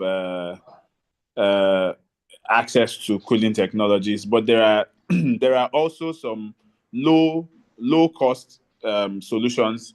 Like there is, I mean, I don't know if the research has gotten to Uganda, but there's a research here in Nigeria about zero energy cooling, ZEC, right? I'm sure that there's a lot of mud, and you can construct mud houses, right? There's a local technology that allows for mud houses, mud rooms that act as cooling rooms for fruits, right? Protecting them from the ambient heat, right? There's also another technology that is local that leverages charcoal, that leverages coal, right? There are coal storage rooms that are also like cold rooms that are powered by coal solutions. So these are solutions that people, especially in rural areas, that cannot afford this state of the art. I'm doing the quotation mark. I know you can't see me. That cannot afford the state of the art technologies can still leverage. Then there are also practices in post-harvest management that whether you have a cold room or not, if you are able to ensure that you do them diligently, you would be able to minimize losses in your harvest. As for example, sorting, especially pre-cooling, right? And then optimizing your route, optimizing also your time of movement. So you know that you are moving a perishable, and they are susceptible to waste due to exposure to harsh weather conditions. Do you want to think about when you want to go on a trip, moving at a time when the sun is not high in the sky, when maybe very early in the morning, when you have the dew, when you still have dew falling and the weather is still really, for lack of a better word, palatable, or palatable for the fruits, right? As you are doing that, also there is a need to then, you can't do it alone, right? If you have a community and you actually have farmers that are doing volumes there, then there's a need to then start to what's the word? Raise aware. I don't want to say protest, but raise awareness to the powers that be in your community for the need of these solutions, right? Here in Nigeria, there are communities where it's not that they don't know that these technologies are good for them, but they would rather they get access to the market quickly and sell off the good than store, right? Believing that, oh, putting it in a cold storage solution does not add value. But there's also the place of understanding that this solution adds value for you, right? And then, what's the word? Prevailing on your leaders, for lack of a better word, prevailing on your administrators, on the leaders of those communities, to then start to look at ways that they can mitigate these losses that you're experiencing. So if you do the low tech or zero energy strategies that I mentioned, that will help you in a long way. But if you are talking about huge volumes, then there is a need to then start to look at modern technology and how they can be applied to help curb your waste. At this point, I'd have to drop off. Thank you so much for having me, Patience. I hope that I have been of value. Thank you so much. Yes, thank you so much, Michael. You have been of value. But please, before you drop off, just let us take our family photograph with us. We used to take pictures with our facilitators so that in case James Mawa from Uganda sees you in Uganda one day, he's able to say, hey, this is Michael, the guy that's facilitated one of the Breeze Life interactive sessions. So please, everyone, let's put on our videos and then our best masks to quickly take a group photograph with our facilitator before he leaves. Thank you so much, Michael. Please help us on your video. Thank you. All right, yes, thank you so much. Thank you, everyone that's putting on their videos. Team members, I know you have started taking the pictures. All right, so thank you, everyone. I see a lot of us have put on our videos, and yeah, thank you, thank you. Thank you. Yeah, so we started taking the pictures. 1, 2. All right. All right, thank you so much. And then this is us saying thank you so much, Michael, for your time. Really, really, really, it's been a very insightful session. And then we appreciate you, Ruby. Thank you so much for coming. And then we hope to, collaborate and then talk more about some of these things in the near future. Thank you so much. And this is me on behalf of everyone on this course saying we are very grateful. Thank you so much. Thank you. All right. Thank you so much. Thank you for having me. And if I could get the family picture so I can hang it on my wall too, that would be nice. Oh yes, we'll share with you. Yeah. All right, bye guys. All right, thank you. Bye. Yeah. All right, so everyone, thank you so much. Before we go, what we always do was to announce our top scholars for the week. I'm sure that for everyone, you've been waiting to see who the top scholars are for the week, and also quickly be taking our poll to know how well we've done for this live session. If there are things we need to improve on, so I'll be allowing us to. I'll be initiating the poll right now so that you all can help us and start, filling it like we always do. So yeah, team members, can we initiate the poll? So while the poll is being initiated, yes, thank you so much. So while you are answering the poll, I see that nobody has answered it yet. Okay, maybe I'll have to pause a bit and allow you see the questions and answer it. So it's just the same way we have always answered. It's the same set of questions. There's nothing strange, nothing new. So please help us and take the poll to, assess the session and then be able to bring something better and bigger for you in Module 5. Module 5 is opportunities in climate smart adoption. You don't want to miss that. Really, it's really going to be very insightful and interesting. But then please, let's take on the poll and see Awadin. Okay, yes, I think the number of us have filled the poll, but we still need more people to complete it so that we're able to make, you know, a very good decision around it. You know, if it's just minority that fills the poll, we may not be able to make good decision because it will not be a majority decision, right? So it's really important that a lot of you fill the poll so that we're able to use it to assess how much or how well the live interactive session has impacted you and your business. So quickly, while the poll is still ongoing, I want to quickly announce the top scholars for week 3.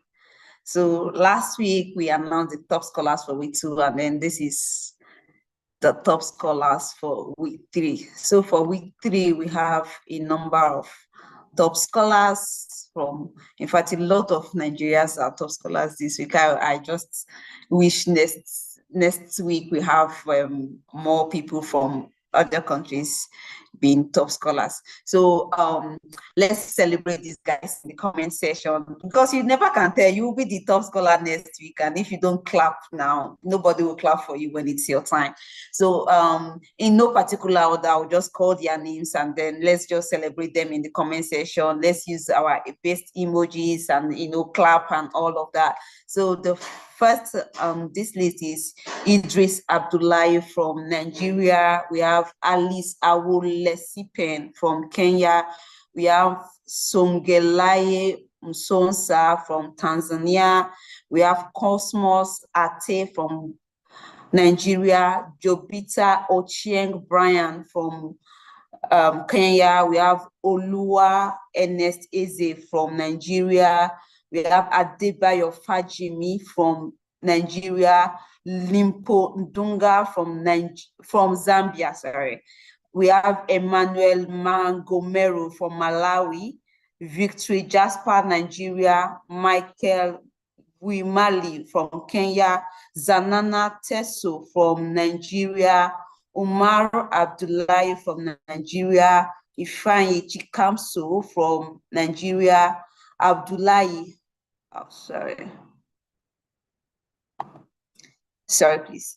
So Abdullahi Muhammad from Nigeria, Akombi Esther from Nigeria, Isa Abdulmalik from Nigeria, and Odeyemi Stephen from Nigeria. So congratulations to the top scholars for week 3, and then thank you so much for your dedication, your sacrifice, and it has really shown in the fact that you became top scholars for the week. And there are some people in this list that have been top scholars since week 1, and this is really, really great and beautiful. So thank you so much for all of your dedication and then your resilience and consistency in being the top scholars for the week. But next week I want to see a new set of faces, like new faces completely, that would be top scholars for this week. So please, if you have not been a top scholar yet, just put in the effort, put in the work, and then I really look forward to announcing your name next week as the top scholar. So congratulations everyone that were top scholars for this week. Thank you so much. So watch out for Module 4 top scholars next week. All right, thank you so much. We'll quickly go to the next, which is the portal walkthrough. You know, this portal walkthrough is to help those that are having issues with logging into the portal, with, you know, navigating through the portal and all of that, is to help them to be able to understand how to do better or how to be able to navigate the portal better. So we used to do this so that you are not weary, or you're not stranded when it comes to accessing the portal. So quickly, maybe I don't want to share my screen or go into the website, but if you have a question around the portal, you really want me to show you what you had issues with, please raise your hand and I'll ask you and try to explain to you. While we are doing that, so I'm just waiting for people that raise their hands. While we are doing that, I'll stop sharing this and then I'll share again. I'll share the portal so that you're able to see. But please raise your hand if you have any issue with the portal and you really want us to address that issue. So thank you so much. I have some hands raised. All right, please, Ismail Oke Adetoyi, please go ahead and ask your question.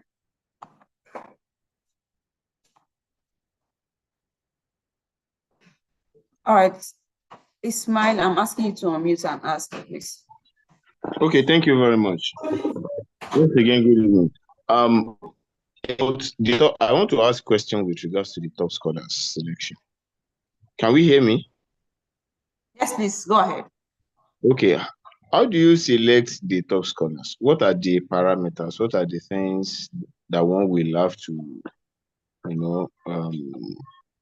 do to become part of the top scholars? Thank you.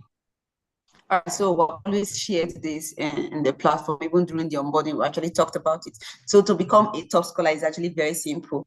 So it's the first 20 highest scorers in the portal for that module, and also the highest attendance. So to become a top scholar, for example, if I want to become a top scholar, I need to be the highest scorer in my assessment, and then my attendance also have to be up to date for the LIS. So sometimes we have a tie, and it's the attendance that we use to break the tie. For example, if I score 100 and you score 100, we'll now come back to the attendance to say, okay, did you attend the live interactive session? Sorry, and did I attend the live interactive session? So if we both attended the LIS, what we'll now use to further scrutinize again is to say, what is the length of attendance? Because Zoom actually gives us all of these data to know how long you attended the live session. Is it 2 hours? Is it 1 minute? Is it 10 minutes? Is it 15 minutes? So for people that dropped off after 10 minutes, we know. People that dropped off after 70 minutes, we know, and all of that. So that's actually what we use to scrutinize top scholars. So at the end of the day, you might have a tie with someone else with the assessment, but then the LIS would make the person get this top scholar more than you. So I hope I'm able to explain that vividly. So Saratu Megida, please go ahead and unmute. Hello, good evening. Yes, please go ahead. All right, I have been having problem with this learning portal. I've done the first module, then the second module I was not able to scale through, and I have been sending message to the WhatsApp group, even writing email. Nobody has given me attention for me to continue. Oh, so sorry about that. The picture of where I was hooked, and nobody is responding to me. Please, I'm not sure you have sent that to me. Please check the WhatsApp group, and you will see my name, Pat Brimo, there. Please chat me up, and I would ensure that the issue gets fixed. Right? It's okay. All right. You say Pat. All right. Pat Brimo, yes. I'm an admin in the group. Yes. Right. Thank you. Thank you so much. So Sibusiwe Chitewe, sorry if I'm not pronouncing it well. Please go ahead.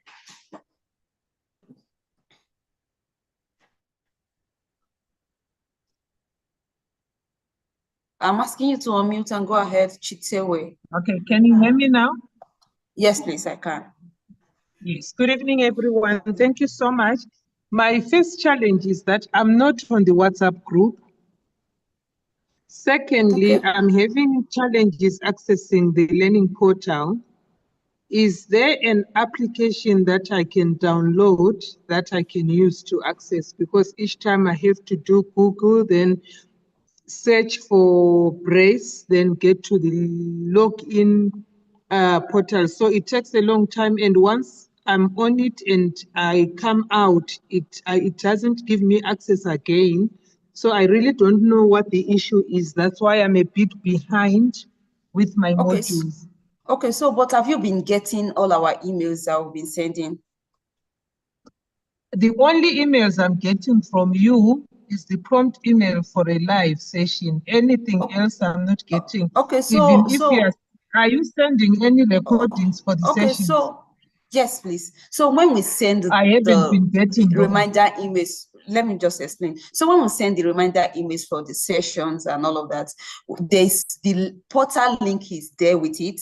The WhatsApp link as well is there with the email that we send. So we send 3 things inside one email. We'll send the Zoom link for you to join this session, as well as the portal link for you to be able to log into the session. And we even also include that you have to log in with your email address, and then the default password is also always sent with it, as well as the WhatsApp group link.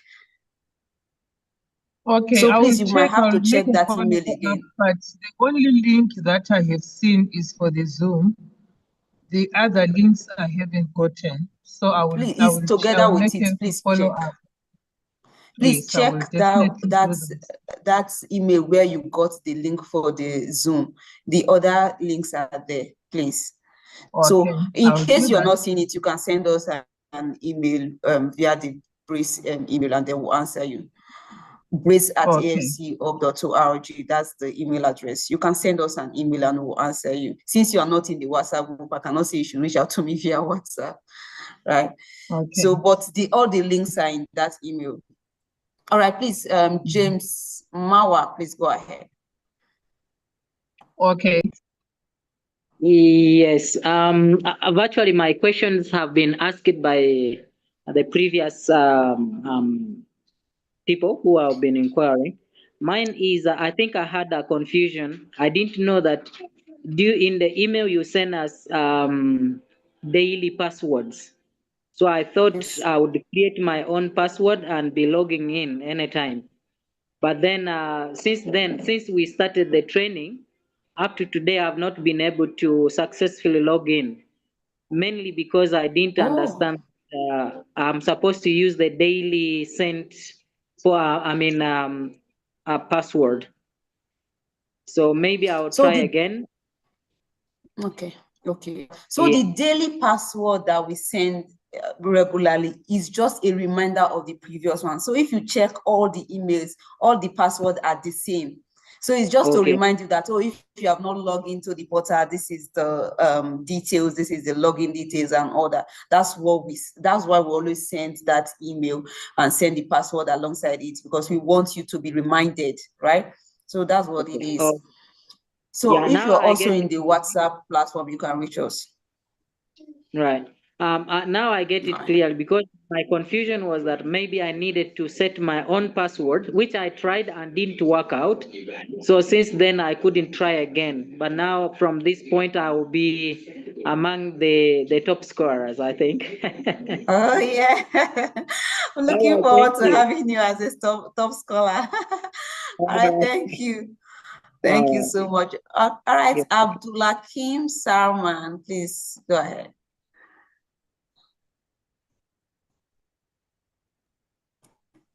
All right, thank you very much.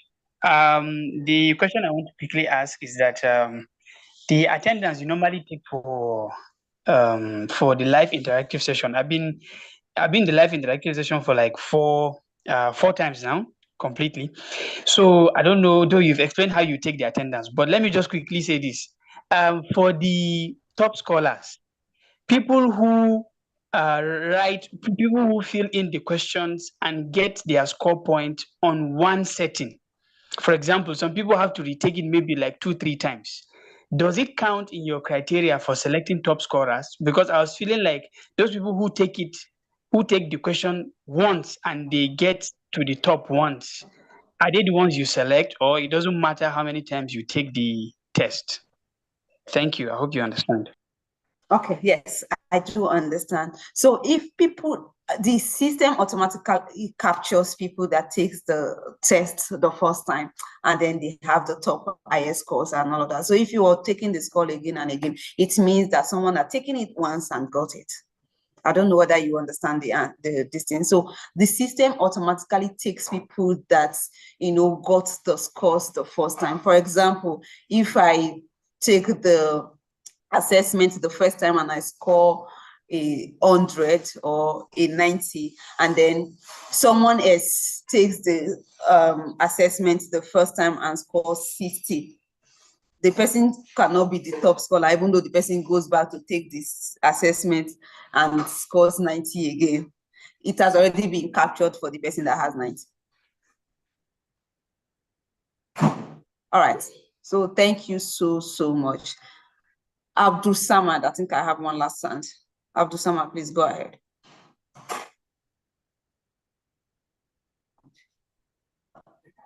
Abdul Samad, I'm asking you to unmute. Okay, ma, you hear me? Yes, please, I can hear you. Please go ahead. Okay, ma, with regard to the question that some of my colleagues asked, I have had the answer from you. What I'm asking next is, you know how today, Friday is to we Muslims, so the time you fix 3 to 5, sometimes when it is 4 o'clock or 3:30, we used to observe prayers, so we leave the live session meeting. After prayers, we come back again. And I hear from your own statement that you used to choose the top scholars, determining the meeting, live session, and attendance, likewise the score. So I don't know whether we'll be given an excuse for the attendance of 3 to 5, 2 hours live session meeting, and during this day, Friday, and during these holy months of Ramadan. I hope you overlook towards our own issue. That's why using this opportunity to. All right, thank you so much. So for all of that, it's just when there is a tie that we get to start, doing all of those calculations. But when there is no tie, we understand that some people go for prayers. In fact, the Brace Life Interactive session used to be 1 o'clock before, but because of the Muslims prayers and all of that was why we shifted it to 3 o'clock to allow people to be able to go out and observe their prayers and all of that. So it's not really critical. It's only when there is a tie between two people and we needed to pick out the best person and all of that. That's when we have all of those calculations. And I see someone is also asking in the comment section how we take the attendance. So the reason why we're not asking you to come and fill in any paper and all that is because Zoom takes the attendance automatically for us and also even give us the time that you stayed in the session. For example, as Zoom, that's why we have always said use your real name, not itel 25 or iPhone 5 or iPhone 20. If you use iPhone 20, we may not be able to use it to know who you are when we are sorting the attendance. That's why we've always advised that you use your name and all that. So if you stayed 4 minutes or 20 hours, we'll always know during the when we get the attendance from Zoom. You people don't want to leave this session. Everybody's raising their hand. Why? Okay. One more question, please. Yahan Nasu, please go ahead.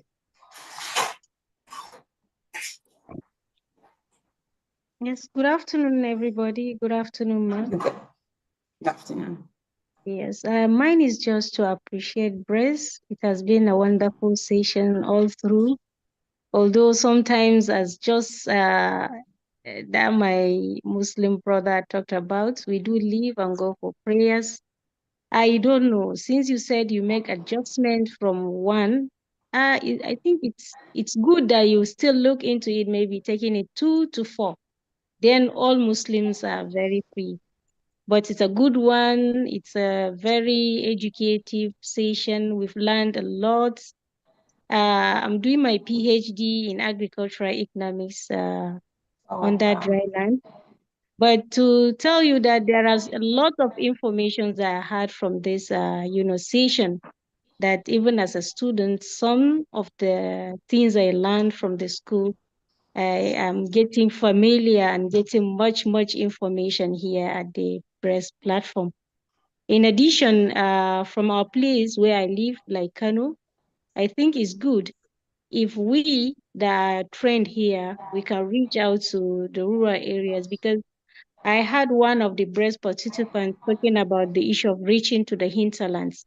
If Brace can come up with like maybe a radio program that will be translated in Hausa, people in this community will get more familiar with the issues of climate change, which is a major problem that's causing lots of lawsuits that has to do with meeting the target of food security, not only in Nigeria, but the world at large. I think that would be very good, because these people that live in the hinterlands listen to radios. They listen to a lot of radio stations. I think it's good if you can have a program, an hour or 30 minutes program that you can, be, airing every week. Let it be in the language that these people are familiar with. Hausa in particular, I think it will help a lot. All right, that's really, really noted. Thank you so much. And I'm glad that the BRACE program is helpful for your program as well. And I'm wishing you all the best. So for the Muslim adjustments, prayer adjustments, maybe would think around it and then we'll consult you it's not necessary. He just rested, but sometimes one has to sacrifice. Even the Christians too, there are times that you have to be in the church, but you sacrifice to get other things. No, it's just an addition to what he said. It's not necessary. All right, thank you so much. I like the energy of it's not necessary. Thank you so much. I really do appreciate that. And I'm sorry we can't take more questions again. I'm very sorry. So I'll just share the screen again and just quickly tell you about the next steps, and then we'll be going. If you have these questions, please, you can just chat me up on WhatsApp or any of the other admins on WhatsApp, and we'll be very glad to give you a response.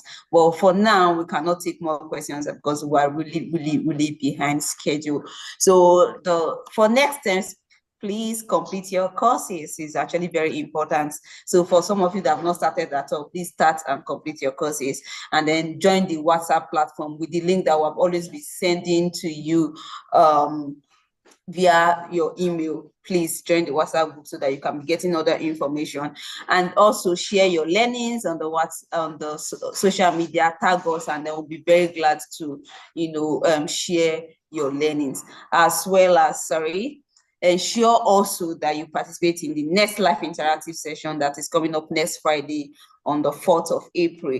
And then by next week, we'll also be making the certificate available for those that have completed the session, because next week will be module 5, and that's the second to last module. It means by next week, some of you have gotten 60% attendance already, and so you have also completed the course. So by that time, you will also be able to download your certificate. So from next week, the certificate will be available for those that have completed the course and attendance to download. And then if you have any issues, complaint or inquiry, please send us an email at brace@afchub.org, or send a DM to any of the admins, and we'll be very happy to, respond to all your challenges, your questions or queries. Thank you so much. For those I'm not able to answer your questions, I'm sorry, but please, you can still send it to me via WhatsApp, and I'll be very happy, very glad to answer your questions. Thank you so much, everyone. Thanks for participating in the BRACE Live Interactive session for today. Till we meet again, same time, same venue next week. Do have a pleasant evening. Bye, everyone.